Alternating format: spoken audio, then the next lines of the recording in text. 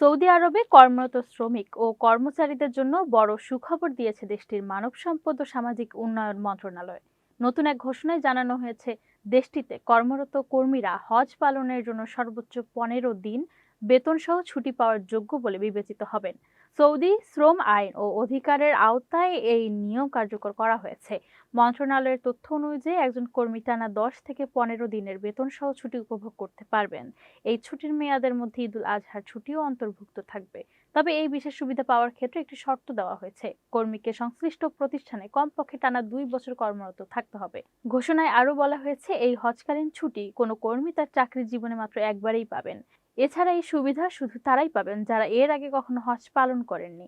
তবে ব্যবসায়িক কার্যক্রম ও কর্মস্থলের প্রয়োজনীয়তার উপর ভিত্তি করে মালিকপক্ষ বা নিয়োগকর্তারা সিদ্ধান্ত নিতে পারবেন যে প্রতি বছর কতজন কর্মী এই ছুটির আওতায় হজ করতে যাবেন।